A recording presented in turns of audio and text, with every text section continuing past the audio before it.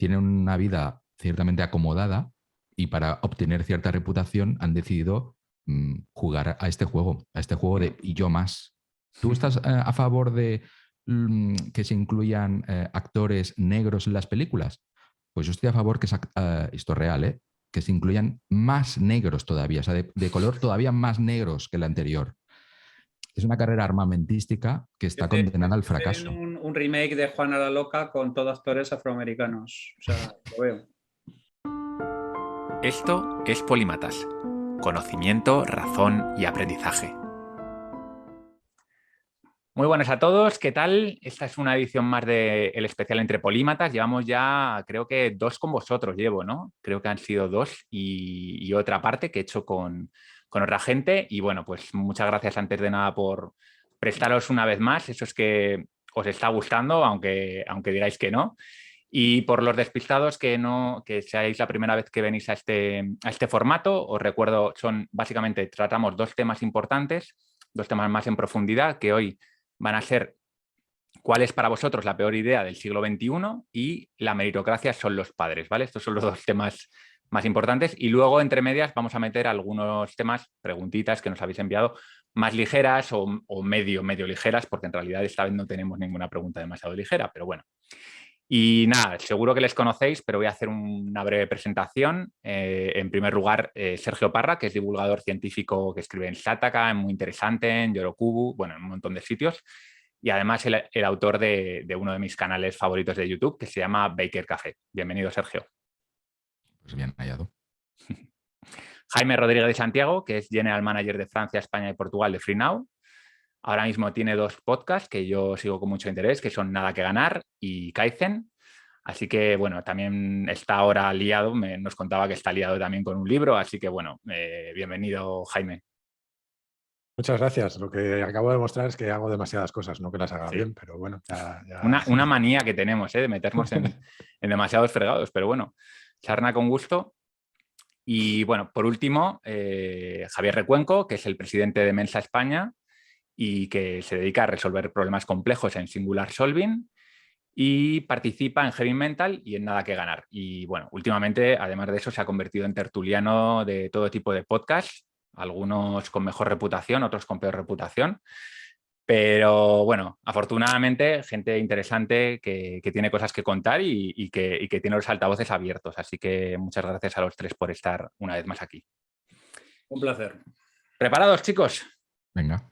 All ready. Pues a ver, la primera pregunta ligera que nos envía Carlos Brizuela es: ¿qué es más peligroso, un tonto o un malvado? ¿Quién quiere empezar rompiendo el hielo? Muy ligera. Sí, como el viento. Bueno, si queréis, lo introduzco yo el tema. Yo creo ya de partida que todos podemos ser tontos o malvados en un momento dado. De hecho, yo soy tonto o malvado varias veces durante un mismo día, según lo que me vaya pasando. Con lo cual, en ese sentido, nadie se salva. Así que hechas estas salvedades y simplificándolo mucho, porque es una pregunta ligera, yo prefiero, si tengo que escoger, prefiero un malvado, porque el malvado en general, pues, em, tiene cierto cálculo, tiene objetivos, tiene una a lo mejor visión incorrecta del mundo, pero es una visión, al fin y al cabo. Y eso hace que sea mucho más fácil de predecir lo que va a hacer, a lo mejor, o de entender incluso, o de empatizar. Pero con un tonto no tienes mucho que hacer, ¿no? Un tonto no sabes por dónde va a salirte, es mucho más impredecible y, bueno, no sé, o sea, yo en mi día a día prefiero decir mucho más eres un cabrón que decir eres un subnormal, en resumen. No sé cómo lo veis vosotros, pero desde mi punto de vista, si tengo que escoger, o sea, ambas posturas sin duda son jodidas, pero si tengo que escoger, me quedo me quedo con el malvado, sin duda. Pues por seguir, si queréis. Yo creo que la sabiduría popular siempre dice que no hay nada más peligroso que un tonto motivado. Yo creo que no está mal tirada. Cuando planteabas la pregunta, yo me planteaba otra y es, primero he pensado, yo creo que que es difícil definir el mal puro no suele existir, o sea, la maldad es difícil de definir por sí. Y lo que me preguntaba es si la estupidez es más objetiva que la maldad, si podemos tener una estupidez más objetiva que ese análisis de maldad, y yo tiendo a pensar que sí.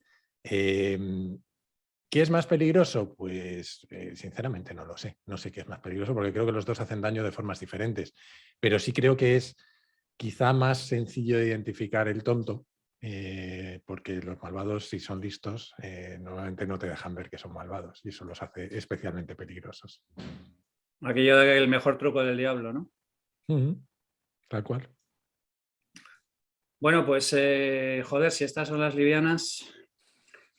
Bueno, pero la verdad es que agradezco mucho los directos que han sido Jaime y Sergio, ¿eh? No se han ido por las ramas. Han ido ahí. Yo podía estarme aquí un mes con esto porque es uno de mis temas preferidos, además. Pues tienes 3 minutos.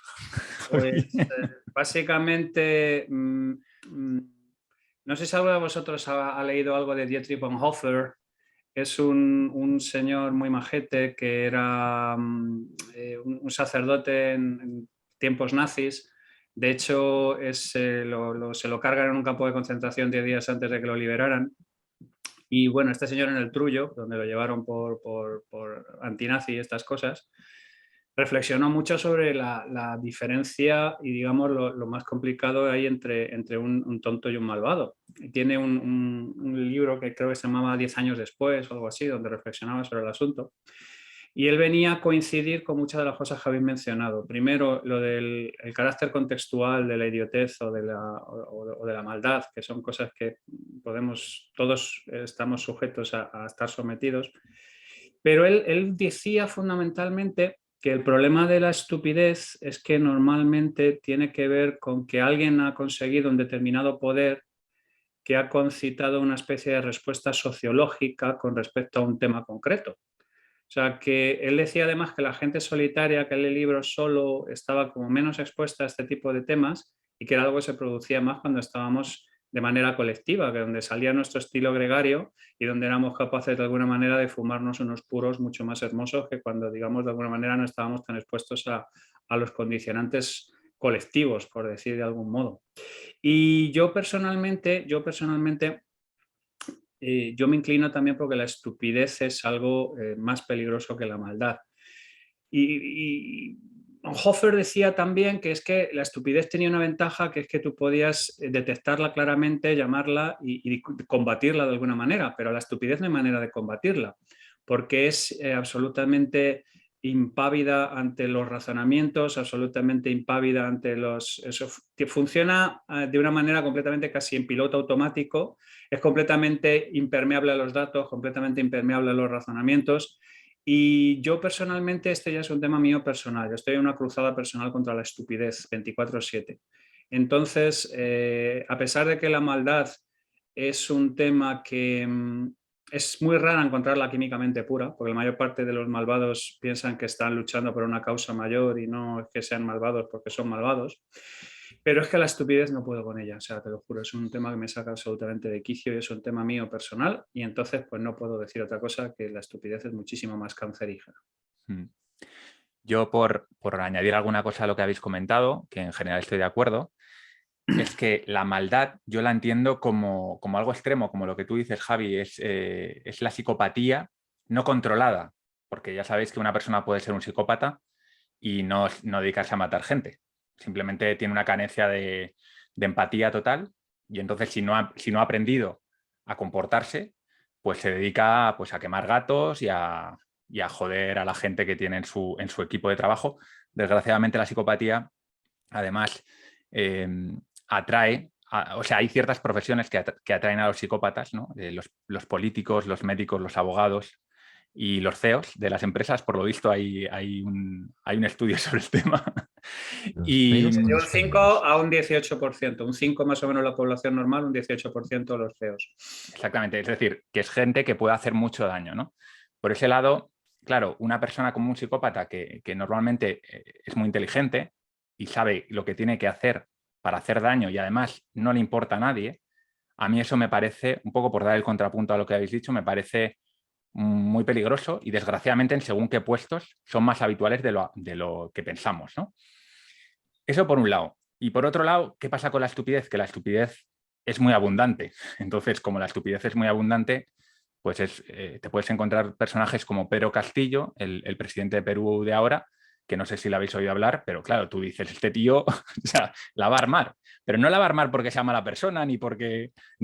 No, es porque el tío no sabe muy bien lo que hace. Entonces, como no tenga gente muy a mano que le diga, cuidado, que es que no sabes, porque ese también es otro rasgo de la estupidez. Muchas veces la estupidez a un nivel muy grande desconoce que es estúpida. Cuando tú empiezas ya a saber algo, ¿no? Sí que dices, ostras, sí, parece que no tengo mucha idea de esto. Pero al principio de todo, cuando no sabes nada, te piensas que sabes más y es muy peligroso. Y como es más fácil hacer daño que hacer el bien, pues de manera aleatoria es más fácil que hagas daño que hagas el bien, ¿no? Y por eso yo creo que en definitiva, por resumir, mi punto de vista es que siempre y cuando tengan poder, ambos son peligrosos. Ese sería mi Porque te doy resumen. un poco la razón, Val. Yo diría que hay muchos tontos. Yo he conocido gente muy sencilla, pero que es muy permeable a las explicaciones, a los argumentos y tiene cierto anhelo por aprender. Es decir, que no todos los tontos son iguales. Entonces me voy a quitar un poco la razón y prefiero a un tonto que no sea un arrogante.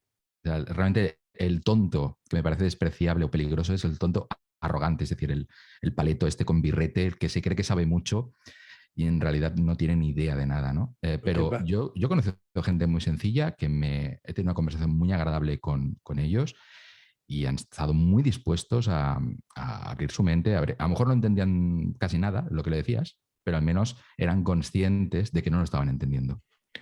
Yo creo que la clave está en lo que habéis mencionado tanto Val como Javi. Al final depende del poder que cada uno tenga, ¿no? Porque un poco lo que tú decías, Sergio, normalmente el tonto arrogante es el que tiene poder.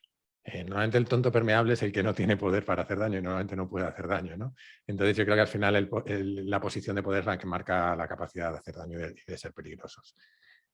Y luego hay una cosa que dice Bonhoeffer que es muy interesante también, que es llevar el tema fuera de lo intelectual y llevarlo a lo sociológico, llevarlo a otro...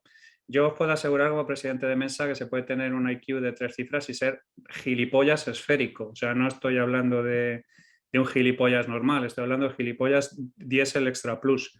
Entonces, tiene que ver casi un poco con cómo te comportas ante determinadas mecánicas de poder o cómo de seducible eres por determinadas mecánicas de poder, que es un tema que a mí me parece fascinante.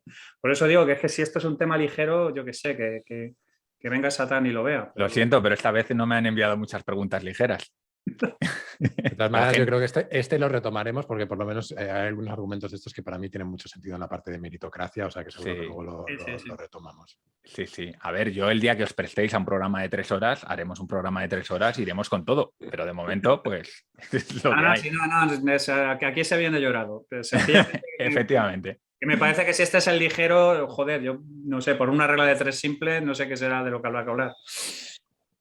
Por alusiones a lo que decía Sergio, completamente de acuerdo. Yo me refería al, creo que se llama efecto Dunning-Kruger, que cuando tú no tienes conocimientos sobre una materia, piensas que sabes más de lo que sabes, ¿no? Y cuando empiezas a saber es cuando dices, ostras, no tengo ni idea. Pero obviamente hay gente muy humilde que tiene una personalidad de, bueno, pues yo no sé mucho y está dispuesta a escuchar, y esa es la gente que luego se acaba convirtiendo en gente, no sé si inteligente, pero gente con conocimiento, que aquí estamos hablando del tonto. Yo aquí estoy mezclando tonto y ignorante, porque tonto en realidad es lo contrario de inteligente, podríamos decir.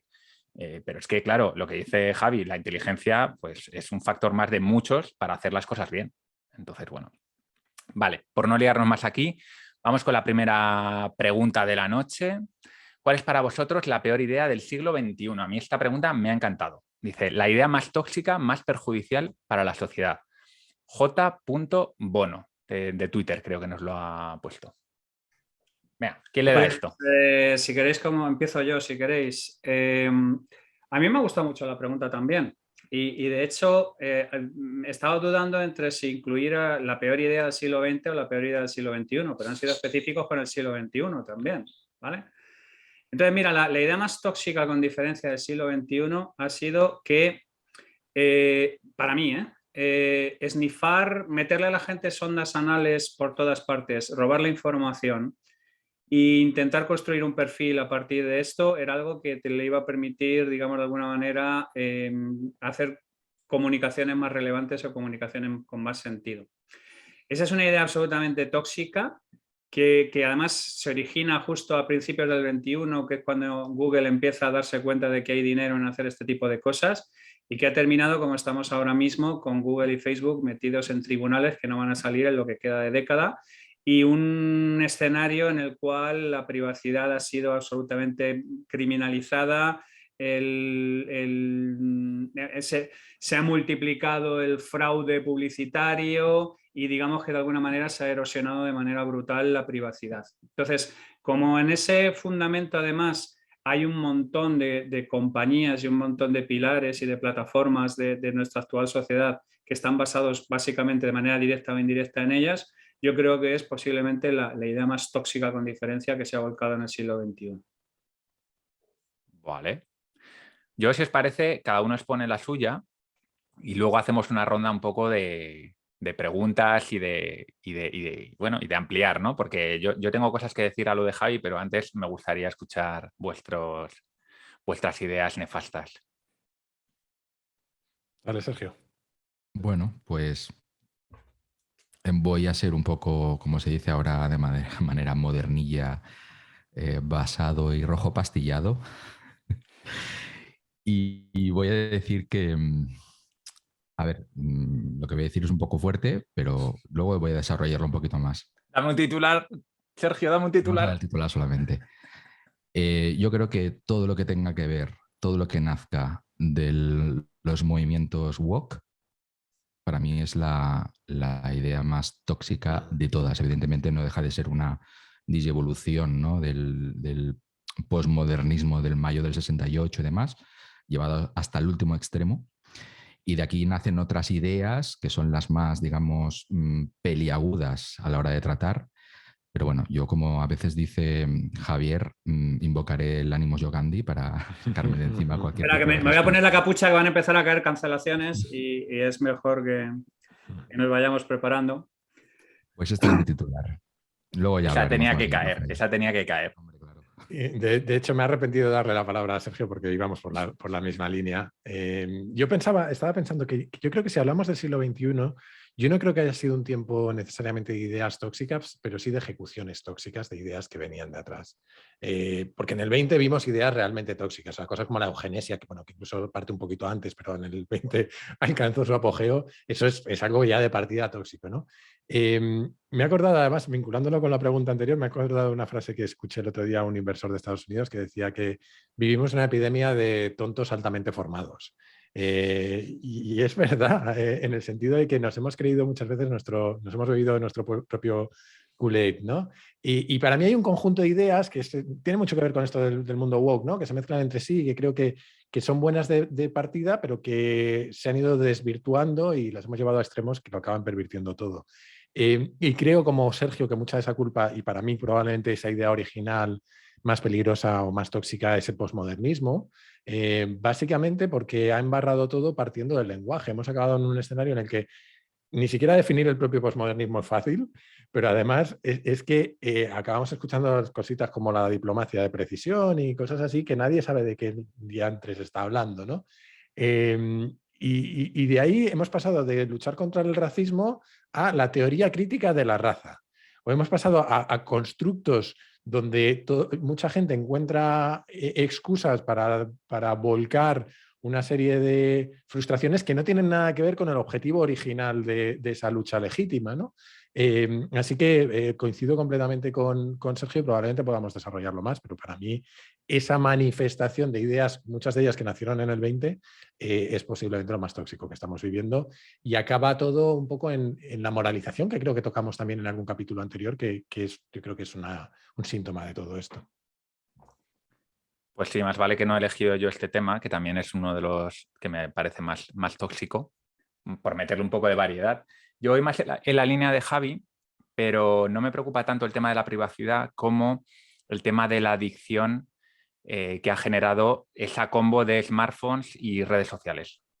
sobre todo desde el momento en el que se dieron cuenta los de Silicon Valley de que podían diseñar esa adicción, ¿no?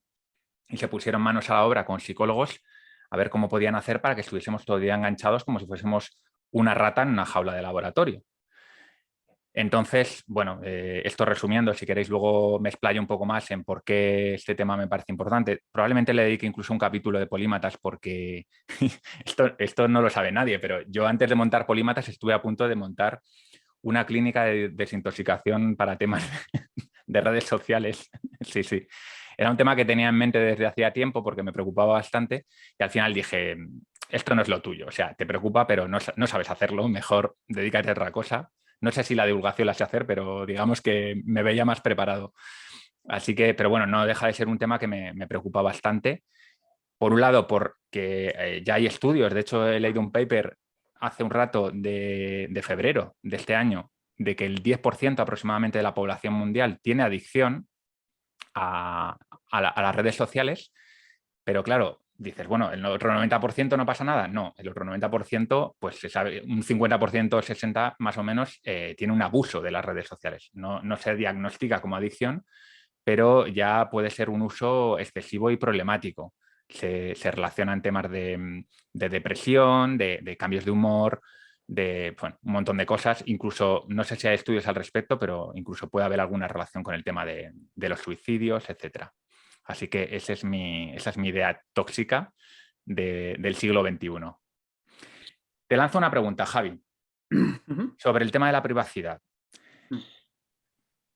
Desde lo que yo sé, el problema con la privacidad de Facebook and Company no ha llegado a superar los límites de que nos identifiquen como personas individuales. Es decir, no están cogiendo la información que yo de mi uso de Internet y con mi nombre, apellidos y DNI se la están dando a una empresa para que la utilice, ¿no? Que esa sería la transgresión más grave de la privacidad que se puede hacer.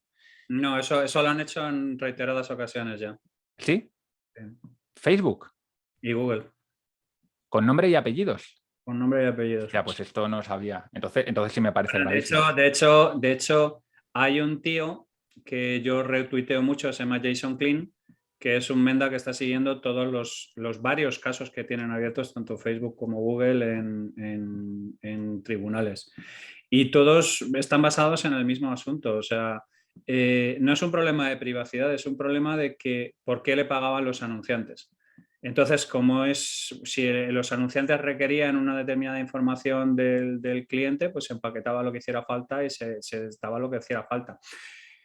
Cambridge Analytica en el fondo es una narrativa falsa porque la idea fundamental detrás de Cambridge Analytica es que utilizando esa información tenían las suficientes palancas como para hacer cambiar a la gente el sentido de su voto, ¿vale? Eso es completamente falso. Pero es que en realidad no es necesario. Con que haya alguien que crea que tú puedas hacer eso, la gente afloja la panoja. Entonces, básicamente el planteamiento era que a Facebook cualquier cosa que le solicitara a cualquier cliente que viera que le iba a redundar en determinada cantidad de dinero, pues les importaba tres cojones el hecho de que fuera información particular, privada, identificación. Hay veces que no te daban los nombres y los apellidos, pero te daban identificadores únicos y luego te daban otra serie de bases de datos que podías cruzar y donde podías cruzar esos identificadores únicos con el tema. O sea, hay un montón de variantes con el asunto.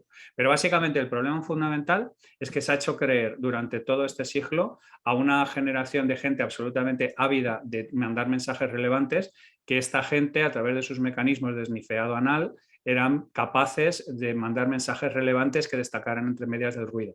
Que además ha sido una mentira como un piano, pero es que el anunciante, que estaba perdiendo todo lo que ya le funcionaba en mecanismos broadcast, abrazó esto con auténtico fervor, porque era lo que más le permitía seguir haciendo lo mismo que estaba haciendo antes, con el menor retooling posible. Lo que pasa es que, además sonando moderno, pero sin ofrecer un enorme desafío a cuáles eran los mecanismos básicos de los que se hablaban antes, ¿vale? Entonces, yo esto además no soy sospechoso de haberme subido al barco. Yo llevo 10 o 12 años predicando en el desierto diciendo que esto estaba ocurriendo a todos los niveles y que, en fin, que era un tema que antes o después la justicia es lenta, pero cuando llega aplasta. Entonces, yo personalmente creo que no es solamente la erosión de las libertades, sino además lo que tú dices, porque tú necesitas construir una serie de dark patterns, de patrones oscuros, para que la gente invierta cuanto más tiempo ahí, para que al final del día haya más beneficios en términos publicitarios y en términos de audiencia y en términos de consumo medio y todo este tipo de cosas. O sea que Facebook no es un gran laboratorio de científicos locos interesados en expandir el mal en la humanidad y convertir a la gente en un montón de adictos zombies. Es un montón de gente que, como decía alguien que no recuerdo quién era, los mejores cerebros de toda una generación se han dedicado a pensar en cómo la gente cliqueaba mejor en los anuncios. O sea, es una auténtica violación colectiva del intelecto humano el que se ha producido en los últimos 20 años, y es una cosa atroz. Sin perjuicio que lo que estaban comentando tanto Sergio como Jaime me parece lo puto peor. Y si acaso, Jaime, hay una cosa sobre lo que sí me gustaría comentar, de lo que tú has estado hablando también, y conectando un poco de esto, es, tú estabas hablando que había un problema con ideas buenas que se implementan mal, ¿vale? Pero es que en el fondo, por ejemplo, si tú te pones a pensar en esto, un tema que es completamente del siglo XX, como es el comunismo, es aquello de Heinlein, ¿no? de gran idea, especie equivocada. Hay un montón de cosas que tienen que ver con que su implementación sobre el papel, porque la eugenesia no te dice, oye, es que vamos a separar bebés y vamos a matar, no, es que vamos a crear el superhombre. O sea, yo es que me mosquean muchísimo las grandes causas, porque las grandes causas normalmente te autorizan a tomar grandes atajos, y en los grandes atajos es donde normalmente la cagamos. Sí, yo por hacer un poco de contrapeso, y ahí yo me debato en algo en el que creo que, por lo que le he oído a Jaime, también le pasa a él. Yo creo que las grandes causas, o las causas, son necesarias. Yo he estado investigando el tema de la ventana de Overton durante la semana pasada, y una de las conclusiones a las que he llegado es que sin que haya un grupo de gente muy motivada por una causa, es muy difícil que se mueva esa ventana de Overton. Es muy difícil que la sociedad empiece a cambiar su forma de pensar. Y, por ejemplo, cuando se empezó a pensar que los esclavos eran personas que debían ser libres o que las mujeres debían votar, había gente muy motivada haciendo a veces auténticas burradas por esas causas. Entonces, yo me debato un poco en esa disyuntiva de, bueno, estos grupos tienen que existir y cumplen una función, pero claro, ¿cómo hacer que no se conviertan en verdaderos monstruos cuando ya no se les necesita o ya su acción, digamos, su momento ya pasó, ¿no? Ese es un poco, no sé si Jaime está en ese punto también, pero yo... Iba apuntando por aquí puntos de lo que decía Javi, no sé si vamos a poder cubrir todo, porque además tenemos como dos debates en paralelo que es un poco complicado de gestionar, pero solo dos apuntes tres apuntes sobre lo de Facebook, porque en cierta medida es algo que profesionalmente me ha tocado vivir de cerca. Javi, Samuel y yo tenemos pendiente un debate sobre este tema, porque creo que tenemos pareceres cada uno ligeramente distintos. Yo sí creo que esta publicidad durante bastante tiempo funcionó, creo que ha perdido eficacia, pero que aún sigue funcionando hasta cierto punto. Coincido con Javi en que se ha sobredimensionado muchas veces su impacto, pero sí que ha funcionado y hay empresas enteras, y no solo algunas cuyo modelo caducó en cuanto a cambio de algoritmos, sino empresas enteras que se han construido a partir de la publicidad en redes de este estilo.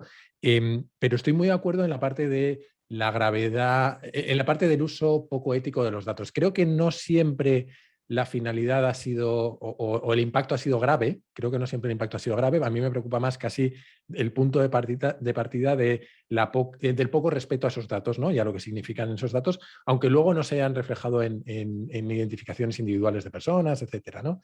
Y yo creo que ese aspecto ético para mí es el más importante, porque es el que nos lleva a lo que tú decías, Val, de que por el camino se han convertido todas estas empresas en jaulas de Skinner, en mecanismos para hacernos a todos más o menos adictos a esto, ¿no? Y eso son las tres pinceladas que quería decir sobre esto, porque si no, no acabamos. Sobre lo que decías, Javi, y tú también, Val, de los ideales y las ideas. Yo creo que quizá lo he expresado mal antes. Cuando decía malas ejecuciones, quizá a lo que me refería es, creo que hay una serie de ideas legítimas que hemos acabado llevando a determinados extremos que las invalidan. Incluso en el ejemplo del comunismo, creo que podríamos partir de una idea legítima, que es reducir la diferencia de clases. Creo que por el camino ha servido para ganar o para avanzar muchos metros en muchos sitios donde curiosamente no se implantó el comunismo, se implantaron otras cosas, pero creo que llevada al extremo es preocupante, ¿no? Y creo que eso nos pasa con muchas de las ideas que estamos hablando, ¿no? Yo ponía el ejemplo de que hemos pasado de acabar con el racismo a la teoría crítica de la raza, que de repente implica otro montón de cosas, incluida, por ejemplo, una cosa que a mí me da mucha rabia, que es la revisión de la historia desde el presentismo. Es decir, yo ahora analizo toda la historia pasada con mi esquema de valores actuales y con un ventajismo absoluto sobre cómo era el tiempo anterior, ¿no? Y encima tremendamente sesgado. Entonces yo iba más por el hecho de que creo que muchas de las ideas que ahora se están convirtiendo en tóxicas es muy difícil que no encontremos a nadie cuyo punto de partida discrepe con ese punto de partida, ¿no? Creo que equiparar o acabar con diferencias de género, facilitar que gente que tiene identidades sexuales diferentes se pueda expresar o se sienta cómoda es perfectamente legítimo y defendible por todo el mundo. Ahora, en determinados momentos, como decía antes, creo que estamos aprovechando determinadas causas para volcar otras cosas que no tienen nada que ver. Y aquí podemos tener un debate enorme, por ejemplo, por lanzar un tema particularmente polémico, sobre la participación de hombres transexuales en competiciones femeninas de deporte o cosas de ese estilo, ¿no? Quiero decir, partiendo de una idea que a todos nos puede parecer legítima, acabamos en escenarios que son bastante más debatibles. Totalmente. Ahí os he dejado tú que has abierto el tema del woke, ¿quieres añadir algo más o quieres meterte con el tema de las redes sociales? Por no extenderme y dando una simple pincelada cinematográfica al tema de Facebook y la privacidad, no sé si conocéis, y si no os lo recomiendo, una película que se llama El Círculo, de Tom Hanks y Emma Watson, que me sorprendió para bien, porque el final, para no hacer spoiler, digamos que no es el típico final que esperas frente a lo que se presenta en la película. Y luego en el tema de lo woke, pues estoy bastante en la línea de Jaime, que evidentemente lo woke persigue cosas aparentemente positivas y buenas para la sociedad. El problema está en cuál es el camino para conseguirlo. Si el camino para conseguirlo es pisotear los derechos, crear un delito penal de autor, como se está intentando hacer, o ya creo que se ha hecho, y demás, pues el camino no es el correcto, ¿no? Recuperar el pecado original, que es un tema muy judeocristiano también. Claro, es que todo esto, en el fondo, lo woke tiene bastante raigambre con lo judeocristiano. Y de hecho lo voy a decir muy rápido. A mí las tres ideas que para mí particularmente, de hecho estoy preparando un libro desde hace bastante tiempo sobre estas tres ideas que creo que enraizan en lo woke y creo que son particularmente perniciosas simplemente porque son muy populares y las abraza además muchísima gente y además cuestionarlas, ahora no tanto, pero hace muy poco era, vamos, va de retro Satanás. Por un lado tenemos el identitarismo, ¿no? Todas las cuestiones identitarias, por el otro es el feminismo y por el otro el ecologismo. Son tres ideas que creo que en cierto modo son positivas, pero hoy por hoy, al menos su vertiente hegemónica, yo no puedo apoyarlas. Ninguna de las tres. Es decir, yo no puedo ser ecologista, no puedo ser feminista y no puedo estar a favor de los identitarismos. Evidentemente, esto es un largo debate. Pero eso es por el significado que han cogido esas palabras. Claro, claro. Claro, pero por eso a mí me da mucha rabia, porque yo he sido ecologista, he sido feminista, por lo menos esas dos cosas, y ahora ya no. ¿Pero por qué? Porque me han cambiado el significado, entonces como me he quedado fuera de juego, ¿sabes? Te han desplazado la ventana de ver. Me han desplazado a la ventana y me quedaba ahí en mitad de la calle. También has abdicado tú de ello, quiero decir que esa es otra cosa que ha sucedido, ¿no? Que hay mucha gente que en un momento dado se ha bajado del carro y ha permitido que otros definan cosas con las que ellos están de acuerdo. Y creo que ahí es donde entra la parte posmodernista de que hemos embarrado el lenguaje y al final ninguno sabemos ya de qué hablamos cuando hablamos de nada, porque hemos metido cosas muy complicadas. Y por añadir algo y ponerle el cebo a Javi, que probablemente seguro que entra al trapo, yo creo que hay un aditivo adicional en toda esta mezcla, que son esas posturas naif que al final pretenden tenerlo todo, ¿no? Que ignoran realidades básicas. Es lo que Javi llama las fantasías escapistas, ¿no? Eso de que haya, de que, por ejemplo, desde el punto de vista ecologista, vamos, ¿por qué hay centrales nucleares? Vamos a usar solo renovables, ya, pero es que vivimos en un mundo que ahora mismo consume una cantidad de energía, ¿no? Esa parte de ignorar realidades básicas creo que encima ha complicado el problema aún más. O los transgénicos. Para mí uno de los problemas que tienen los movimientos activistas en general es que al menos el grueso de la gente es gente muy joven. Y gente muy joven que necesariamente es muy difícil que tengan el conocimiento y la experiencia como para poder evaluar según qué cosas. Por ejemplo, en la economía es algo muy complejo, pero cuando tú la simplificas, entonces llegas a la teoría monetaria moderna, que es yo puedo imprimir billetes y aquí no pasa nada. O sea, claro. ¡Los cielos! ¡Hay inflación! ¿Quién lo iba a pensar? Efectivamente, ¿no? Preguntaba Antonio en Twitter el otro día cuál era vuestra teoría favorita de la conspiración. Y yo dije la teoría monetaria moderna porque yo no lo termino de comprender. A veces digo, igual es que soy yo, que me falta algo, me falta una pieza. Pero claro, luego escucho o leo a otros economistas serios que evidentemente dicen que eso es una barbaridad. Pero claro, cosas como esas, pues la coge un chaval de 20 años motivado y dice, ¿qué pasa aquí? No pasa nada por la deuda, no pasa nada por el déficit. Vamos a sacar más dinero para que la gente pueda vivir bien.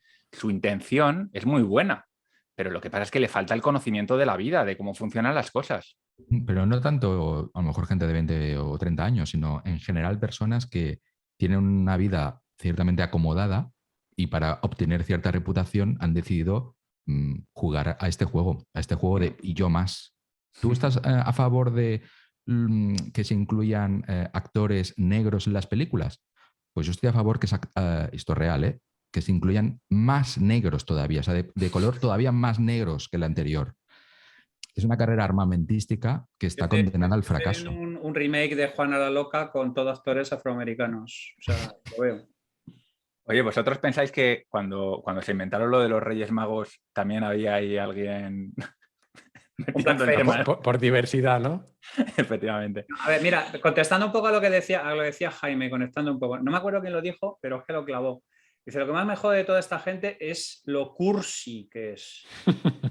O sea, es que es una cosa, es que es el país de la piruleta, es que es el reino de, es que es el baile por Ucrania y la libertad del no sé qué y los ratones de azúcar y las piruletas y...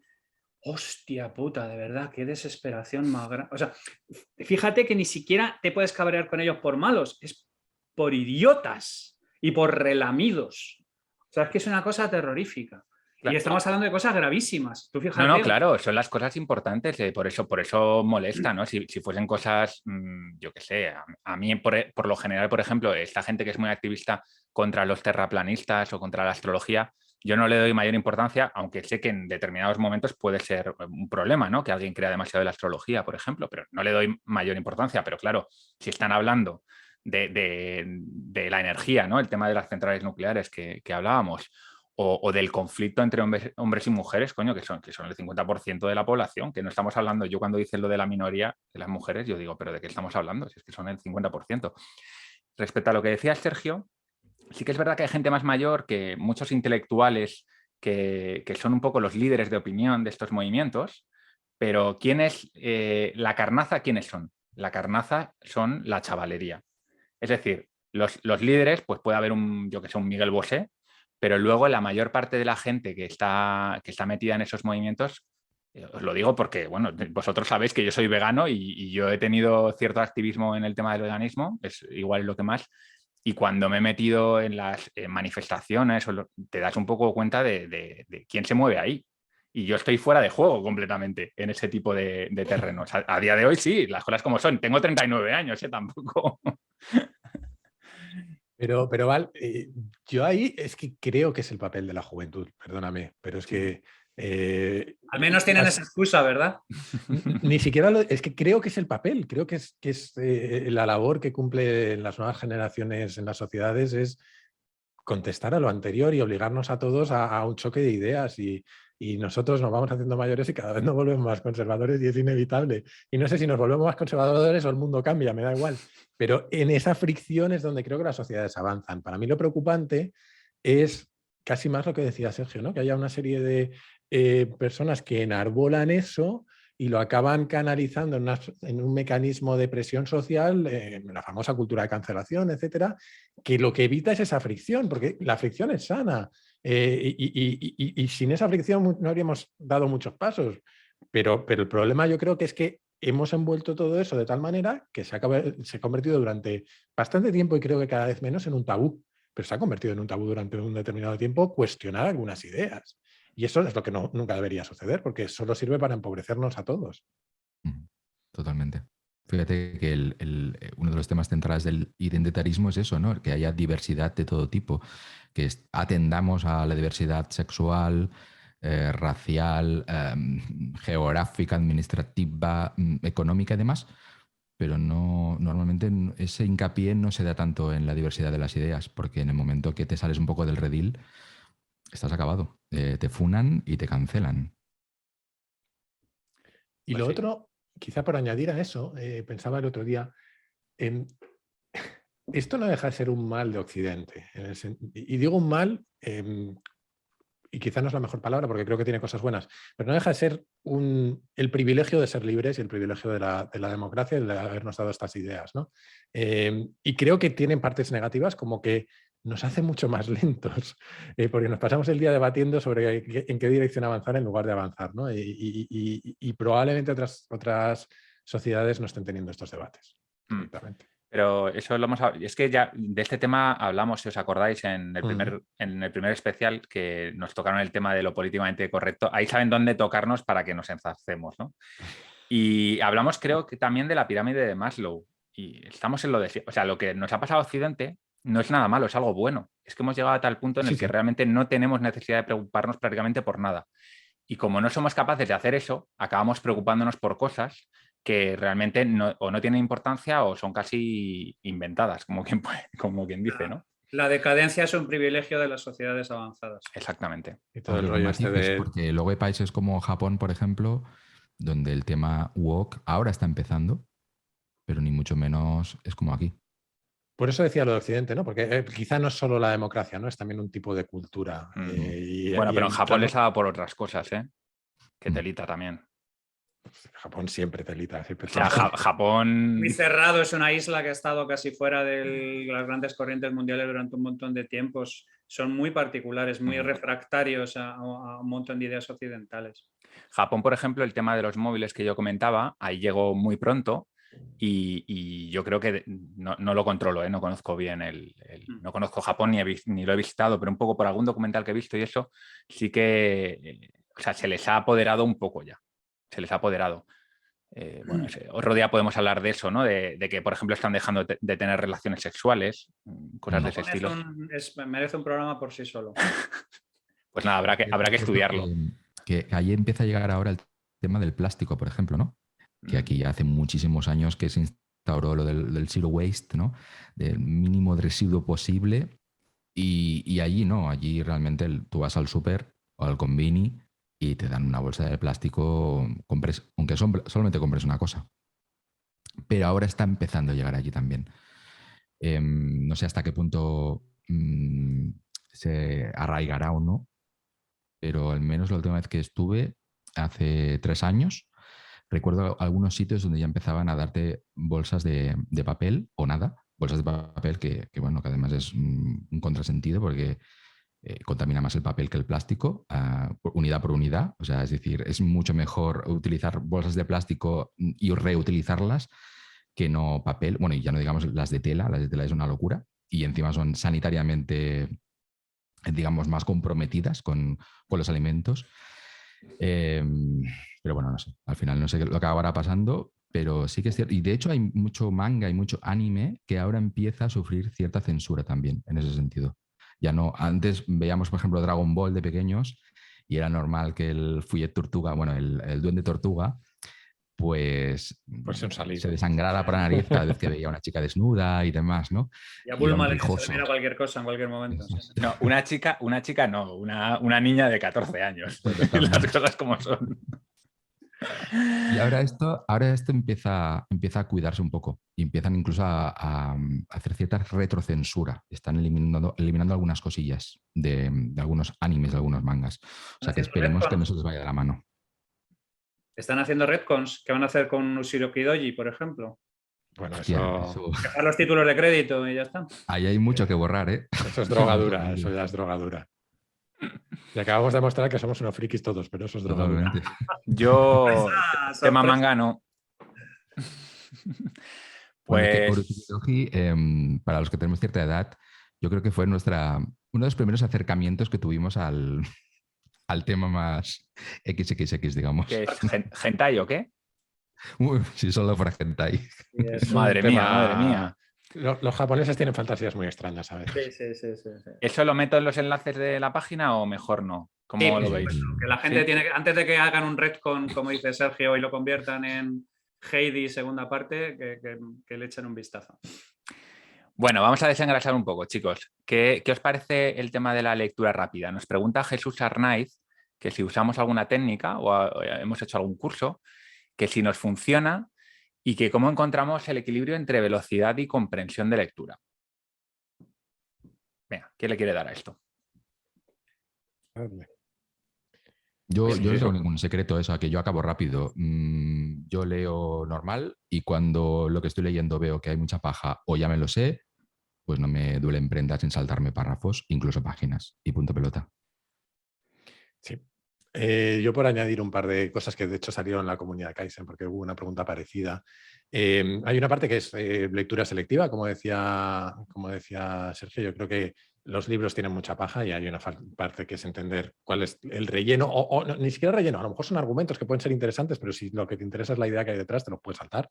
Dejar más libros a la mitad. Y luego respecto a la propia lectura rápida, probablemente Javi sepa más que yo de esto. Yo sí que tengo dos modos de lectura, un modo más rápido y otro más detenido, pero sí que es cierto que hay cierta tensión entre el grado de capacidad de absorción y esa velocidad, ¿no? Quizá el último punto para que salió también en la comunidad, que creo que es interesante, es que otra forma de aprovechar mejor la lectura creo que es también discutir el tema con otros y actuar a partir de ese tema, bien sea lo que haces tú, que es hacer capítulos, Val, o lo que hago yo, o escribir, o tomar notas, o lo que sea. Creo que eso no te hace leer más rápido, pero sí te hace aprovechar mejor la lectura. De hecho, estoy pensando que no sé si... no fue la misma persona quien preguntó esto. Pero bueno, todo esto dando por sentado que estamos hablando de libros de no ficción y que Sí, los claro, usamos claro, para por aprender supuesto. más. O sea, yo tengo novelas, estoy leyendo la última novela de Luis Landero, que es mi escritor favorito, que leo 2 páginas al día y las leo y las releo porque me gusta la musicalidad de sus páginas. O sea que siempre y cuando busquemos eso, el rédito del conocimiento, ¿no? Entonces sí, pero si no, a mí no me cuesta nada pasarme años con un libro si hace falta. Por añadir un poco a todo lo que habéis dicho, porque además yo estuve también en esa discusión que hubo en la comunidad Kaizen sobre el tema de lectura y tal. Yo tengo también dos posiciones, un poco como aquello de Kahneman de pensar deprisa, pensar despacio.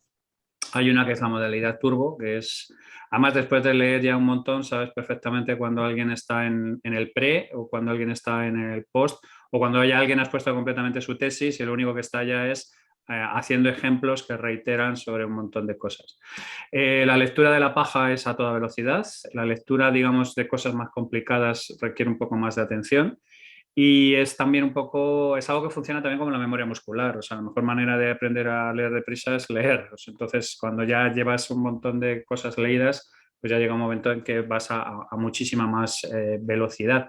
Pero sobre todo, centrarse en lo que dice Sergio. A mí me importa 3 cojones tirarme 3 días releyendo un libro que ya he leído porque me apetece volver a reflexionar sobre muchas cosas que lo que dicen. O sea, no es un afán consumista, es un afán, digamos, de alguna manera de qué es lo que te hace crecer a ti o qué es lo que necesitas en ese momento. Por eso, por ejemplo, yo llevo 18 o 20 libros al retortero normalmente. Y es porque el mood con el que me voy a leer, que normalmente cuando puedo leer que es en la cama, es completamente diferente un día de otro. He tenido un día complicado, necesito algo un poco más ligero. He tenido un día más o menos liviano, me puedo meter con algo hardcore que le tengo ganas desde hace tiempo. Es muy contextual la lectura, muy contextual. Yo no entiendo la lectura desde un punto de vista franciscano de a las 6 las primas, luego las quintas, luego como si estuviéramos en una especie de convento, porque le quitas completamente el gozo a la lectura. Yo puedo entender perfectamente lo que dice Sergio. De hecho, me acabas de recordar una cosa que decía Gabriel García Márquez, que decía que tiraba, por cada hoja que escribía había tirado 20. y que única y exclusivamente terminaba el día con una hoja que era perfecta desde un punto de vista musical y que entendía y funcionaba como un tiro y tal. Y es que para, digamos, sacarle el jugo perfecto a una comunicación perfecta hay que dedicarle bastante tiempo. Oscar Yo creo, Wilde también además, decía algo parecido, que podía pasarse el día entero buscando un único adjetivo para una frase. No sé si era cierto o no, porque a veces se pegaba el moco, pero... Era un esteta, era un Tú esteta. piensas que no tenía internet. Exacto. Exactamente. Había que Estaba- patar como fuera y lo que fuera. No, pero había otra, no sé quién dijo, ese era Twain, no me acuerdo quién fue. Aquello que si hubiera tenido más tiempo hubiera hecho una carta más breve. Y es que viene a ser exactamente lo mismo, ¿no? Normalmente la farfolla en la comunicación se nos sale casi de natural. Y ir a la esencia es un tema muy importante también a la hora de leer. De todas maneras, yo creo que es que aparte hay distintos modos de consumo, ¿no? Por un lado, tenemos a los terroristas que escuchan los podcasts en 1,5 y en 2X, que es algo que me da un poco de rabia, pero que lo entiendo perfectamente y yo mismo lo hago, sin ir más lejos. Y que se pierde tu voz de Barry White, que eso es Se intolerable. convierte en un pitufos maquineros. en un pitufo maquinero, efectivamente. No, pero aparte de eso, yo creo que es que depende de lo que estés consumiendo, ¿no? Si lo que quieres es extraer ideas rápidas, pues sí, lee rápido, pero es como ver una peli. O sea, una peli la puedes ver por disfrutarla, la puedes poner a 2X, si es un documental o una charla TED, o puedes ver la peli 17 veces porque cada vez te estás fijando en el plano que ha puesto el director, en las elecciones que se han hecho, etc. Yo creo que también hay un ejercicio ahí de entender en qué quieres hacer en cada momento, cuál es tu objetivo. ¿Habéis visto una peli de hace 1000 años que es de Iván Zulueta que se llama Arrebato? No, o sí, no. Bueno, pues es de mis tiempos, ¿no? De cine en blanco y negro y de cosas por el estilo. Pero el tío habla de cómo se podía estar un día entero viendo un álbum de cromos. O sea, que es que hay cosas que trascienden un poco la pura experiencia de la ingestión de conocimientos y te trasladan a ese flow del que hablábamos antes, a esa experiencia más allá de lo que es la mera absorción de conocimiento, que es tan válida como el proceso de leer y triturar información sin más. Mira, un buen libro, yo siempre lo digo, o sea, para leerte una sola página e interiorizarla, necesitas mucho tiempo. Entonces, una buena señal de que un libro es bueno, de que es profundo, de que te está contando algo nuevo, porque también aquí el bueno es contextual. Igual un libro, igual Recuenco ha leído 20 libros de un tema, el 21 le da un poco igual. Yo me lo leo y me tengo que tirar 2 días con una página, ¿vale? Pero en general, un buen libro es ese que te deja pensando. Por lo tanto, es completamente contraproducente aumentar la velocidad, a no ser que sea un mal libro. Si es un mal libro, pues igual lo que tienes que hacer es no leerlo y irte a un resumen, ¿no? Afortunadamente ahora en Internet hay un montón de páginas con resúmenes de libros. Para un libro que realmente no merece mucho la pena, pero que quieres sacar sus ideas, pues un artículo de un blog, un libro. Pero para mí siempre ha sido un poco absurdo lo de aumentar la velocidad. Y bueno, por irnos al lado más científico, yo lo he estado buscando y no hay absolutamente ninguna evidencia científica de que tú puedas aumentar la velocidad sin perder comprensión. O sea, una cosa quita de la otra. Y como ha dicho Recuenco, la única forma de aprender a leer más rápido es leer. Es decir, tener más vocabulario, tener más conocimiento sobre la materia y por lo tanto poder absorber esas ideas más rápidamente. Y luego también hay gente que tiene una memoria de trabajo muy pequeñita que le cuesta más y gente como Recuenco que tiene una memoria de trabajo que es como el Empire State. Entonces eso va por bloques, ¿no? Pero bueno, yo el resumen diría que los temas estos de los cursos y eso de lectura rápida, sinceramente, yo es que creo que es tirar el dinero, pero bueno, eso ya cada uno. Y respecto a lo de los podcasts que dice Jaime, lo mismo. O sea, si estáis escuchando Kaizen a por 2, es que no os estáis enterando de lo que le está contando Jaime. Gracias. Sí. No, claro, es que si os lo sabéis, pues estupendo, pues es refrescar y a por 2 está bien. Pero si yo estoy escuchando un tema nuevo que no he escuchado nunca y me escucho un Kaizen, pues necesito tiempo, incluso tengo que hacer una pausa para pensar sobre lo que me está contando. Pero además es que te induce la gente que, joder, yo es que envidio muchísimo a la gente que tiene voz de locutor y cadencia de locutor y que lo hace bien. Te induce una sensación agradable, ¿sabes lo que te quiero decir? Es que me parece un crimen de lesa patria cuando tienes a alguien que locuta bien ponerte a tope de velocidad, no sé. Dicho lo cual, yo no lo decía como juzgando a nadie, porque creo además que es una cosa súper personal y yo soy el primero que lo hace. Pero desde el punto de vista del creador da cierta rabia que te ocurres algo y le metas música o sonidos y de repente aquello vaya acelerado. Yo escucho todo a 2x, pero todos los mensajes de audio de WhatsApp y cosas por el estilo. Claro. Porque es un tema de información, es un tema de procesar información. Pero es que un podcast no es la información, es la cadencia, cómo te lo presentan. Mira, estabas el otro día, estuvimos, porque me oí tu podcast de Gödel Escherbach después de haber hecho nosotros el programa porque no quería venir influenciado. Y son dos ángulos completamente diferentes. El tuyo es casi poético. A mí me parece un crimen, tío. Para la gente que es capaz, digamos, y que se curra, digamos, una especie de narrativa específica, es que no todo es consumir información. Y te habla un infópata. O sea, quiero decir, no estoy hablando desde... Infómano, por lo menos. Sí, exactamente. O sea... Pero es lo que dice Sergio, joder, si es que un libro tiene una cadencia musical que es maravillosa y le tienes que dedicar 1 hora, 2 páginas, pues se las dedicas y a tomar por culo. ¿Sabes? No sé, me parece que nos perdemos un poco en cuál es el propósito real de la lectura y cuál es el propósito real de... Yo creo que ahí, y ya por rematar este tema, porque sé que Val quiere pasar de página. No, me gusta mucho. O sea, pero creo que quizá para mí el fallo viene de algo que pasa en los negocios también, que nos enfocamos en métricas de vanidad. Y nos sentimos mejor por decir, me he leído 300 libros este año, que está muy bien, chico, pero ¿cuánto has aprendido? O sea, que es seguramente lo más importante. No nutre lo que se come, sino lo que se digiere. Claro, es que ahí está el punto. Si tú lo que quieres es aprender, el tema no es la lectura rápida, es el aprendizaje rápido. Si tú me explicas una forma de aprender rápido, yo pago lo que sea, porque hay cosas que igual no tienen ese contenido poético del podcast de Jaime, pero me enseñan cosas, ¿no? Uno de los libros de la biblioteca Polímata ha sido el de Héctor Ruiz Martín, el de Cómo aprendemos, que es un libro que es casi como un libro de texto. Oye, pues ahí no me deleito leyéndolo, pero me cuenta cosas tan importantes que yo quiero aprenderlas, ¿no? Es un poco este tema. Y luego, por hilarlo con el por dos con lo que yo comentaba antes de las redes sociales, si os fijáis, son maneras en las que la tecnología cambian un poco nuestros hábitos y nuestros umbrales.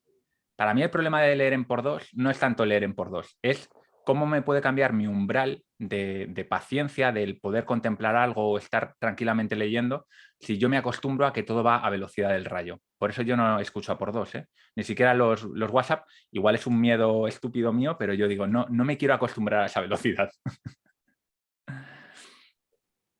Bueno, pues si no tenéis nada más que decir, vamos con la segunda pregunta pesada de la noche, que es una pregunta que han hecho Dani Santi y Carlos Brizuela, que es: ¿la meritocracia son los padres y cuánto influye la suerte en lo que nos ocurre? Son dos preguntas, pero para mí están relacionadas, por eso las he querido unir en uno. Bueno, este es un tema, yo creo que, no sé si en Nada que Ganaron en Heavy Mental lo habéis tocado en algún momento, me suena, pero bueno, vamos a tocarlo nosotros con nuestro punto de vista particular. ¿Quién quiere empezar?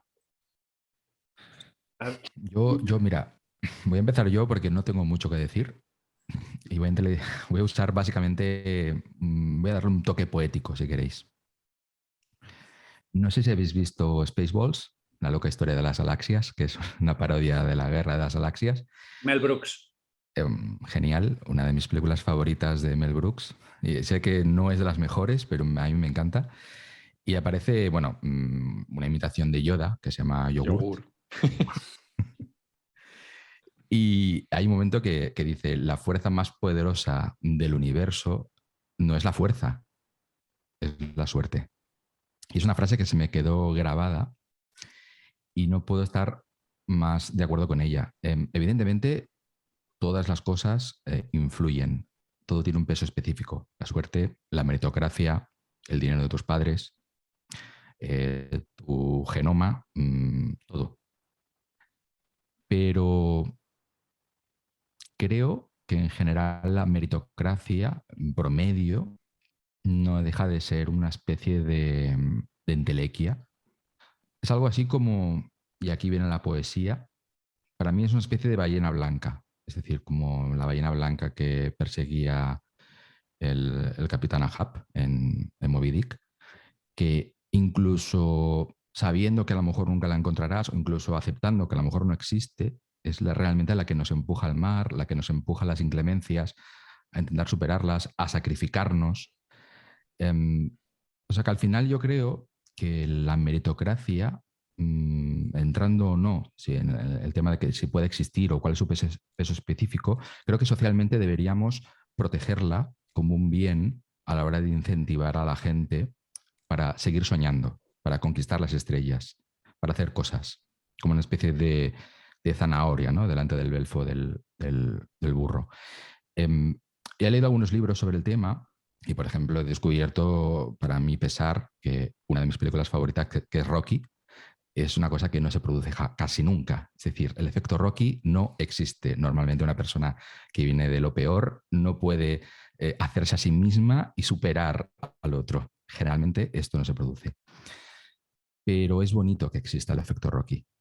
Y gracias al efecto Rocky, poniéndome un poco biográfico, creo que yo he conseguido determinadas cosas o llegar a determinados finisterres que de otra manera no hubiese conseguido llegar. Entonces, no sé, a mí en general, ya os digo, me parece que la meritocracia son los padres realmente, pero de vez en cuando es bonito pensar que existen los Reyes Magos y jugar a ese juego, ¿no? A ese juego social de que realmente existen los Reyes Magos. Después de esto, ¿qué hacemos? Ay, Moby Dick, Spaceballs, Rocky. El cenit y el nadir de la cultura. Sergio, no vale preparárselo. Si te lo preparas, nos dejas a los demás muy mal. No está preparado, está no. reflexionado solamente. Por añadir 2 o 3 ideas, porque estoy muy de acuerdo con lo que ha hecho Sergio. Al final, yo creo que la meritocracia, da igual si existe o no, necesitamos creer que existe porque es un motor de la sociedad y es así. El problema con la meritocracia, además, es que nos acordamos de ella o bien cuando podemos presumir de que nos ha beneficiado o bien cuando estamos de acuerdo, cuando no estamos de acuerdo con que a otro le haya beneficiado, ¿no? Pero más allá de eso, yo creo que hay un factor que es interesante sobre el que podríamos debatir un poco y es ¿qué es el mérito? Porque al final cada uno le atribuye al mérito lo que le interesa en cada momento. Uno es, no, yo soy muy inteligente y debería irme mejor. Otro, no, es que yo estoy teniendo muy buenos resultados. Pero incluso, no sé, es que mérito puede ser el típico trepa de una organización, por mal que suene, porque muchas veces al que consideramos un trepa es alguien que por lo que sea se les ha apañado para que todo el mundo quiera trabajar con él, para ser efectivo dentro de una organización o incluso para aglutinar gente a su alrededor. Que no significa que no existan trepas y que no los haya malvados, pero que hay un aspecto contextual o de perspectiva a la hora de valorar eso que es peligroso, ¿no? Al final, yo creo que la meritocracia existe, pero está limitada por muchos factores, que es eso que normalmente acabamos englobando dentro de la suerte. Y podemos debatir un montón también que entra ahí, ¿no? Aquí voy a repetir una mini turra que he soltado alguna vez en Kaizen y es una idea que circula por Silicon Valley desde hace tiempo, aunque es originalmente de un cirujano, lo cual es preocupante que un cirujano te hable de suerte, que es un tipo que hablaba de 4 tipos de suerte, que es la suerte ciega, que es la que es completamente accidental, básicamente dónde naces y las características con las que naces. Luego hablaba de la suerte entrópica, que es la que tú generas porque cuanto más haces, más oportunidades das a que pasen cosas, y ahí entraría, por ejemplo, el networking o cosas así. Luego estaba lo que él llama la suerte descubierta, que es, sí, tienes un golpe de suerte, pero puedes aprovecharlo porque tú te has preparado antes para aprovecharlo. Y él ponía de ejemplo a Fleming con la penicilina. Sí, por error le salió el mo, pero el tío ya sabía que ese mo salía por algo, ¿no? Y estaba preparado para descubrirlo. Y luego el último tipo de suerte es lo que llaman la suerte, bueno, no sé, suerte construida o algo así, que es básicamente la que nace de tu diferenciación y de tu reputación. Esto lo cuenta Naval mucho y pone de ejemplo los buceadores que buscan tesoros. Dice que si tú te haces famoso por ser el mejor buceador para rescatar tesoros, que la próxima vez que alguien encuentre un barco hundido en mitad del océano en la otra punta del mundo, su suerte se acaba de convertir en tu suerte porque te necesita, ¿no? Entonces, dentro de esa diatriba de la suerte creo que hay muchas cosas, sin ignorar que seguramente más del 50% de lo que nos afecta en la vida es azaroso, pero eso no significa que no podamos influir a las probabilidades. Y hasta aquí mi charla TED, que diría Javi. Bueno, pues yo sobre esto he reflexionado mucho. Os recuerdo que hablamos de este asunto cuando en otro especial de Polímatas, cuando hablábamos de la epistocracia y hablábamos en general de lo complicado que era todo este tipo de cosas. Yo soy tan nerd que hasta hice un artículo entero haciendo un modelo integral, desarrollando cuánto es lo que contribuía cada cosa al éxito. No tanto como por intentar hacer un modelo serio, porque all models are wrong, sino sencillamente para dejar claro, por ejemplo, que yo considero que lo que no me gustan son las posturas maximalistas. Lo que no me gusta es las posturas de si tienes mala suerte en la vida es porque no has hecho y no te has esforzado y no has hecho tu parte, o la otra parte en la que tú cualquier cosa que hayas hecho es porque tus padres tenían dinero o porque la abuela fumaba pipa o por cualquier cosa por el estilo. Yo digamos que achacaba más o menos el 50% de todo a la suerte, y de ese 50% que achacaba a la suerte achacaba casi el 85% al timing, que es la cosa más incontrolable que hay. O sea, el timing, el estar en el sitio correcto en el momento correcto es una cosa que cuando pasa es absolutamente mágica y te puede convertir en alguien absolutamente exitoso solamente porque lo has hecho. Y hay otra gente que ha llegado antes de tiempo o peor, y esto es un poco como las 7:30, ¿no? Si te pasas es peor, pues es exactamente así. Entonces, yo no tengo ningún problema con combinar ambas cosas. De hecho, hay un libro que me gusta mucho que es Success and Luck. Que, o sea, me parece muy bien que hayas juntado las dos cosas porque es que tienen toda la lógica y están conectadas, que es de Robert Frank, que habla precisamente de qué parte es, digamos, atribuible a ese mérito y qué parte es suerte. Y normalmente es una distribución normal, como casi todo en la vida. Entonces hay un porcentaje aplicable en cada momento y hay casos extremos, ¿no? Hay casos de ese efecto Rocky del que hablaba Sergio, de gente, porque es que nos gustan mucho las historias de Rag to Riches, o sea, nos gustan muchísimo las historias de Cenicienta, nos gustan muchísimo ese tipo de cosas y yo estoy de acuerdo que son anomalías estadísticas, pero que alguno ha pasado, ¿vale?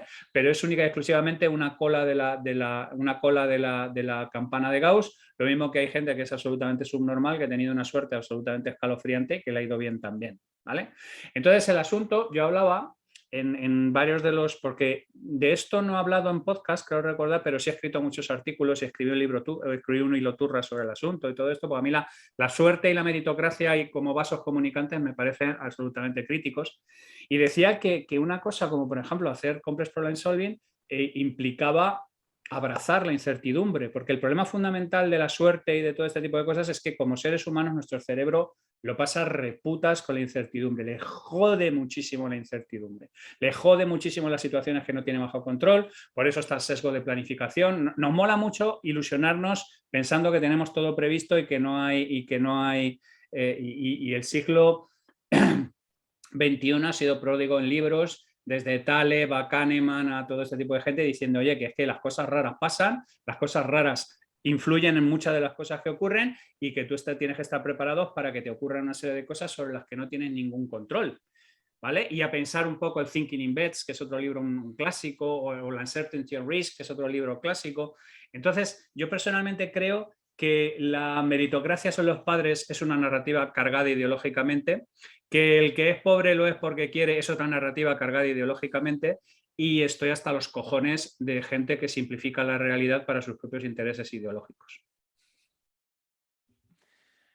Bueno, yo tengo poco que añadir, pero igual me gustaría irme un poco a los fundamentos, ¿no? Y creo que esto enlaza muy bien con ese capítulo infame sobre el determinismo en el que Javier básicamente nos mandó a la mierda, a Sergio y a mí, cuando nos pusimos en plan filosóficos, pero creo que muchas veces este tipo de debates, si no vas un poco al origen, te quedas vacío. Y si partimos de la base que no hay un libre albedrío, porque 50% nos viene de los genes, el otro de nuestro ambiente, básicamente tenemos poco que decir. Desde ese punto de vista, que yo ni lo compro ni lo dejo de comprar, pero si nos vamos ahí, digamos que la meritocracia pierde su valor moral, porque tú ya no tienes libre albedrío para esforzarte, porque tu capacidad de esfuerzo depende de tus genes y de lo que te han enseñado tus padres y del contexto que has tenido. Por lo tanto, yo creo que una crítica que se puede hacer a la meritocracia es esa. Es la que me parece más fina de todas, porque realmente si te pones filosófico, a mí me costaría mucho responder a esa crítica. Dicho esto, Si la meritocracia es el gobierno de los que tienen el mérito. Si mérito hablamos de tener habilidad o capacidad, para mí la meritocracia es algo necesario. Es decir, lo que no podemos convertir los gobiernos de una empresa, un estado, lo que sea, en, venga, vamos a hacer aquí igualdad para todos, ¿no? Tiene que haber de todo y no, yo quiero que me gobierne tanto en una empresa como en mi país, como en mi comunidad de vecinos, el que más sepa de esto. Por eso conmigo resuena mucho la idea de meritocracia en el plano más práctico. ¿Que esa gente no tiene por qué tener más mérito que yo? Pues no, pero si hace mejor las cosas, y eso sí que se puede medir, que las haga él. No vamos a meter a la gente que no hace bien las cosas simplemente por una cuestión de justicia, teórica justicia. Y dicho esto, eso no significa que no haya que ayudar a la gente que tiene unos orígenes más complicados, que le ha tocado menos boletos, digamos, cuando ha nacido, para empujarles para que el día de mañana puedan estar ahí. Y yo también soy partidario de eso. Al final se trata de perseguir igualdad de oportunidades, no igualdad de resultados, ¿no? Al final es igualdad de oportunidades. Sí, pero la igualdad de oportunidades con un matiz, sin pasar por encima de los que teóricamente tienen más mérito, porque muchas veces la igualdad de oportunidades se convierte en, sí, como este pobrecito tiene estas condiciones tan jodidas, vamos a quitarle todo a este que aparentemente tiene mejores condiciones y se lo damos, pero ese que aparentemente tiene mejores condiciones, igual sus padres le pegaban de pequeño. Igual está forrado de pasta, pero el tío pues tiene una minusvalía que nadie la conoce, pero que le tiene jodido, ¿sabes? Entonces es muy complejo eso. Completamente. Yo solo iba a hacer un matiz muy distinto, en realidad, y es que yo sí creo que la historia de Rocky existe, porque sirvió para que este tío ganara, se le nominara 2 Oscars e hiciera una carrera. O sea, la historia de la peli no, pero la historia que hay detrás es una historia de meritocracia, probablemente, porque además no es un tío que viniera de un entorno favorecido particularmente. Sí, lo que quería decir es que eran casos muy puntuales. Sí. No, claramente. Pero son inspiradores. La cola de la curva, como decían. Sin duda. Yo, para añadir algo, el otro día estaba leyendo un estudio que decía que cuando elogiamos, por ejemplo, la inteligencia de un alumno, le estamos transmitiendo la sensación de que su logro es como innato, ¿no? Y entonces el alumno, para seguir dando la impresión de que es inteligente, tiende en general a evitar riesgos, a cometer errores para no perderse estatus, ¿no? Pero eso no pasa en tanta proporción si lo que elogiamos, en vez de la inteligencia, por ejemplo, elogiamos el esfuerzo por conseguir algo, ¿no? Entonces puede suceder que incluso la persona que se ha esforzado se acabe esforzando más. Yo creo que esta manera de verlo también es interesante y redunda en lo que dije antes de que exista o no la meritocracia o le demos el valor específico que le podamos dar, es importante que la tengamos en cuenta y que la cultivemos socialmente para poder convivir y para poder a lo mejor alcanzar, pues es lo que decía antes, finisterres que de otra manera no podríamos alcanzar, ¿no? Quizá por añadir, ahora que has dicho eso, Sergio, me he acordado, y al que le interese este tema, puede investigar sobre el tema de mentalidad de crecimiento y mentalidad fija de Carol Dweck, que está súper relacionado con lo que acabas de decir, ¿no? Cuando tenemos esa mentalidad de que el esfuerzo nos lleva a superar cosas que nos cuestan, pero que nos cuesten las cosas es una forma de crecer, mientras que cuando creemos que nuestra inteligencia es la que es, pues de ahí nos salimos. Y si fracasamos es porque estábamos predestinados a fracasar. Yo siempre menciono, yo sabéis que hablo mucho pro bono con padres de hijos con altas capacidades y superdotación. Fundamentalmente me hubiera gustado que lo hubieran hecho lo mismo cuando yo era pequeño y me hubieran ahorrado un montón de problemas. Y yo siempre les comento que hay un momento crítico en la formación de los chavales con altas capacidades, que es cuando toca aprender a montar en bicicleta. Porque es la primera vez que se enfrentan a un tema que está fuera de su zona de desarrollo próximo, según la arquitectura de Vygotsky, que es normalmente las cosas que se corresponden a su edad los hacen con la punta de la minga, ¿vale? Y montar en bicicleta es la primera ocasión que tienen de hacer un tema que no involucra sus capacidades innatas, sino que tiene que ver con propiocepción, equilibrio, percepción y sobre todo un proceso lento y doloroso de acostumbrarse, ¿vale? Entonces hay muchísimos superdotados que aprenden muy tarde a montar en bicicleta, porque cuando se suben la primera vez y no pueden, se suben la segunda y no pueden, dicen, bueno, es que no me gusta montar en bicicleta. conecta con lo que estábamos hablando antes. No, lo que no te gusta es sentirte incompetente. Es que no te gusta sentirte incompetente, no te gusta estar jodido con este tipo de asuntos. Y ahora mismo es mucho menos, pero hace 30 o 40 años la bicicleta era un elemento de socialización de primer orden. Eran las primeras cosas que te intercambiabas, con las que te permitían forjarte grupos y cosas por el estilo. Entonces, es importantísimo, yo lo digo siempre en el CPS, aprender a sentirse incompetente. Y aprender a salir de la zona de incompetencia a base de esfuerzo. No es de un tema innato, ni de lo inteligente que eres, ni de lo que has tenido acceso, sino de tu capacidad de romper y abordar desafíos que te exceden a tu capacidad inicial. Sí, por eso la cultura del esfuerzo, a pesar de que intelectualmente puede estar un poco coja, desde el punto de vista meramente práctico, ahí yo hilo con lo que ha dicho Sergio antes, para mí, yo si tuviese un hijo, le mentiría un poco, ¿no? No le contaría todo, porque si le cuento todo igual empieza a decir, bueno, pues entonces, si todo está predestinado, ¿para qué voy a andar yo con tonterías, ¿no? La cultura del esfuerzo, que yo creo que es una de esas... antes hablábamos de las ideas tóxicas del siglo XXI, yo creo que una de las buenas ideas del siglo XX que están en descenso es la cultura del esfuerzo, ¿no?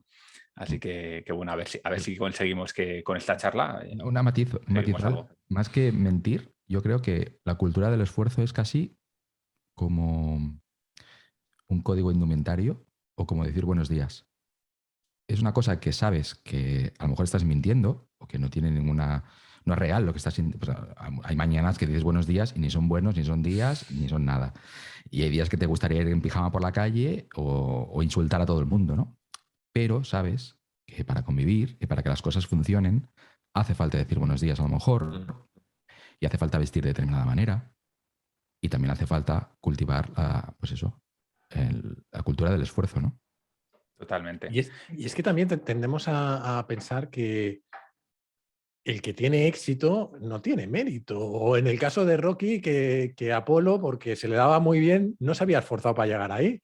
Y lo cierto es que el que llega ahí también se ha tenido que esforzar y muchas veces al que tiene más capacidades no se lo reconocemos de entrada el esfuerzo, porque como tiene más capacidades y te cargas esa cultura. Entonces De hecho, tienes ese determinismo clásico de cada uno según sus necesidades, a cada cual según sus...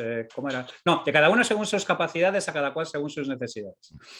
Bueno, y la grandeza de Rocky es que al menos la primera parte Rocky no gana. Es lo bonito de la película, ¿no? Porque no importa el resultado, lo que importa es lo que has hecho para conseguirlo. Cuando yo hablo de esa mentira, me voy al extremo de que hay gente que dice ese tipo de cosas, de si te esfuerzas conseguirás lo que quieras en la vida.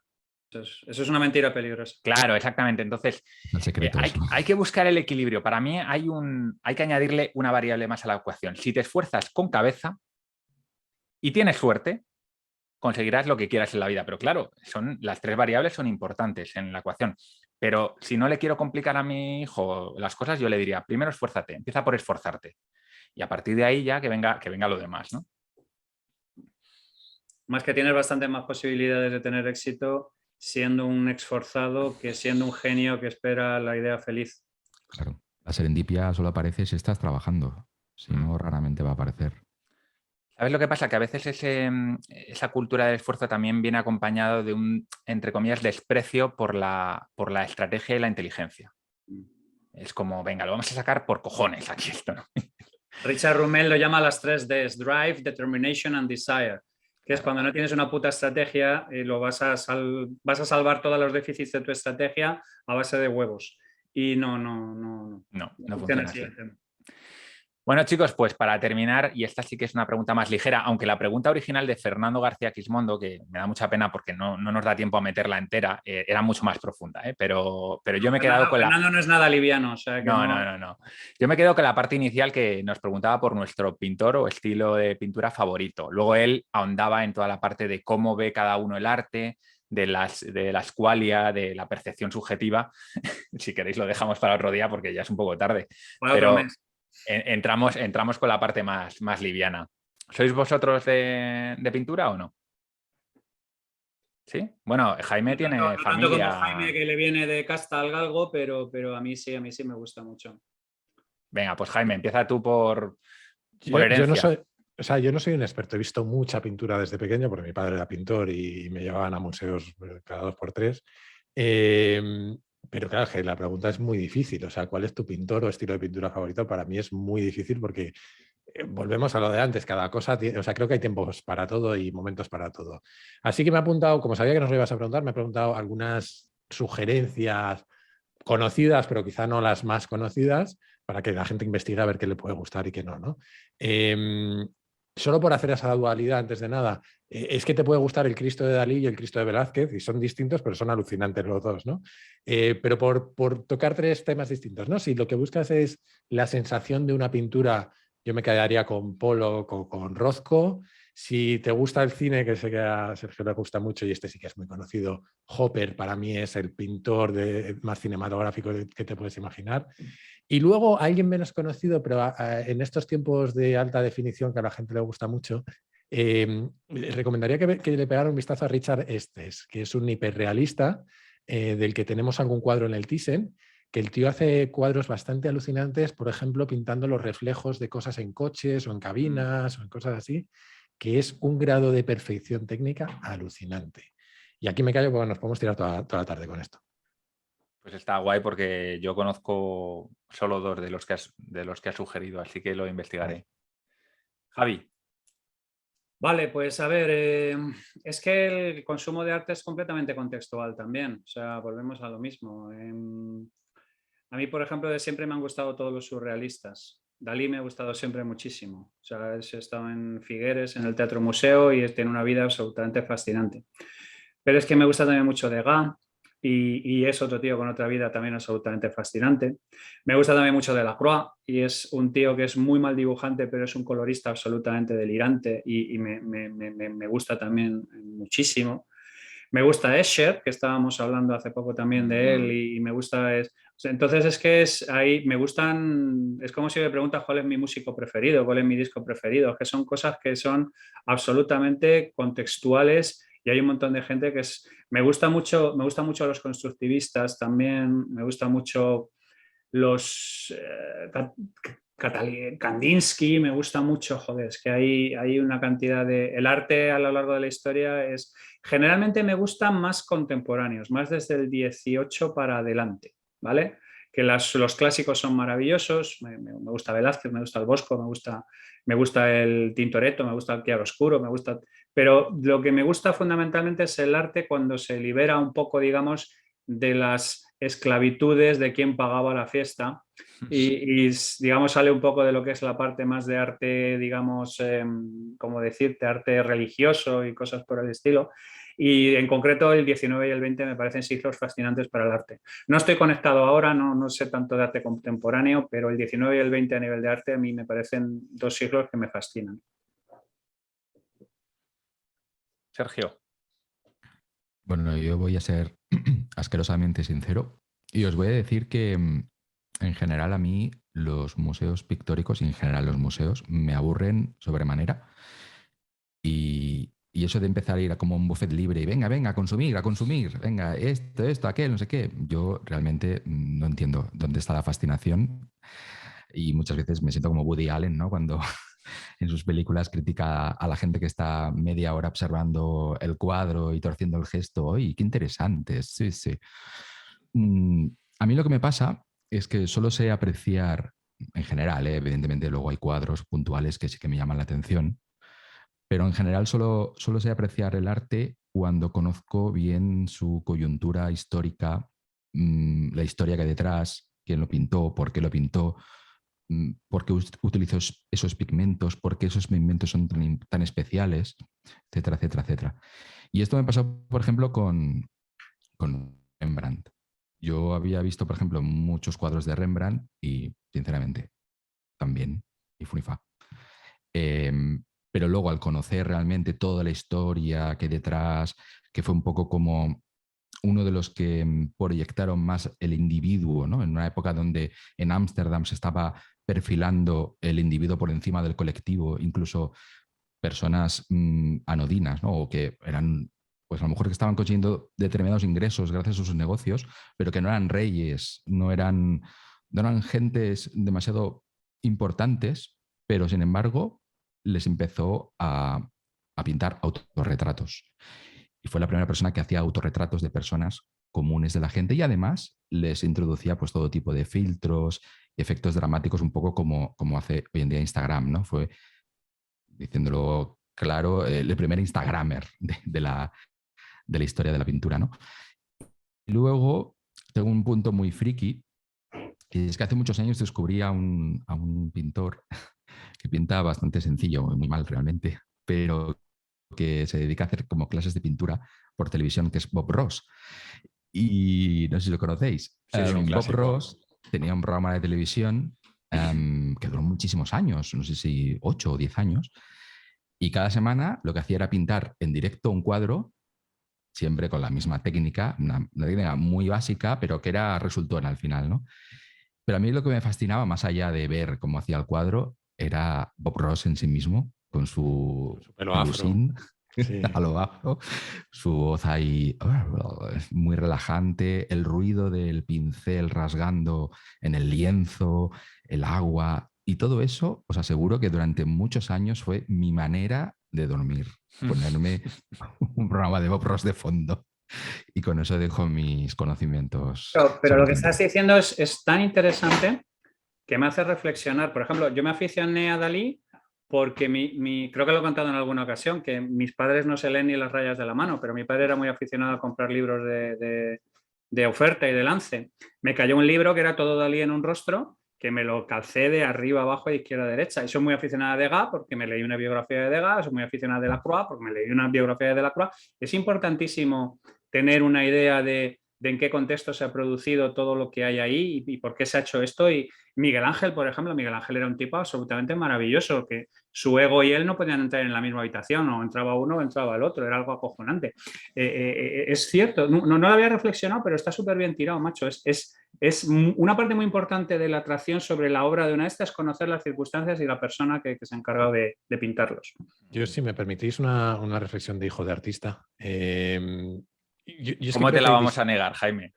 No, ya he empezado, además, Claro. ya no me ibas a parar.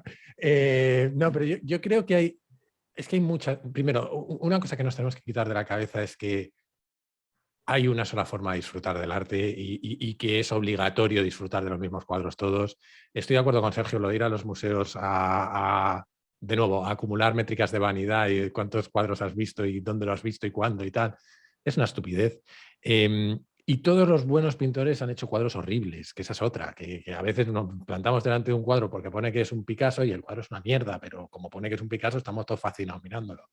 A partir de ahí yo creo que cada uno tiene que encontrar lo que le motive y lo que le guste, y para algunos es conocer la historia del tío detrás, para otros es eso más contemplativo que mencionabas tú antes, Val, de disfrutar de las cosas, ¿no? Que igual que te puedes quedar embobado mirando las estrellas un día y viendo una estrella fugaz y decir, hostia, qué enorme es el universo, pues te puedes embobar viendo un cuadro de un Rothko, que es un puto color rojo todo el rato, pero que por lo que sea te atrae, ¿no?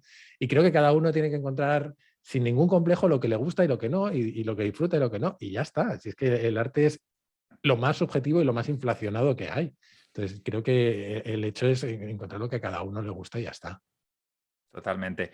Yo poco que añadir porque no soy un gran consumidor, si se puede decir esa palabra, sobre el arte, pero no soy un gran consumidor de arte, así que no puedo añadir mucho, pero sí que puedo añadir un poco para darle nombre a eso que estáis diciendo. Yo hace tiempo que hablo no solo del arte, sino cualquier cosa, no solo de las pinturas, perdón, sino cualquier cosa de arte que consumo, por ejemplo, cine, series, cómics o lo que sea. Yo hablo de sentir el arte y de pensar el arte. Para mí sentir el arte es ir a ver una película Interestelar y dejarte llevar por la música, por las imágenes y salir de ahí extasiado. No sabes muy bien ni por qué, pero estás extasiado, que es como ver una puesta de sol o las estrellas por la noche. Y otra cosa es cuando tú te pones a analizar la película, no solo la película en sí, sino el contexto que rodeaba la película. Y esto es muy importante en el arte porque muchas de la formación que nos dan sobre arte muchas veces está más centrada en hacerte entender la época en la que estaba pintado ese cuadro o escrito ese libro. Por ejemplo, El Quijote no es tan importante porque sea un libro súper guay de leer, sino porque fue la primera novela de ese tipo de su tiempo. La primera novela de caballería, si no recuerdo mal, corregidme si me equivoco, que existió nunca. Entonces, por ser la primera... No, de hecho, venía de burlarse de las novelas de caballería que eran súper populares en aquella época, la Amadís de Gaula y cosas por el estilo. Es la primera novela, si me apuras, satírica contemporánea. ¿Vale? Es la primera, digamos, de alguna manera. Shakespeare y Cervantes son más o menos contemporáneos y son los primeros que de alguna manera tratan de cosas normales, claro, con lenguaje culto, pero de cosas más o menos normales, de temas más o menos, claro, clásicos.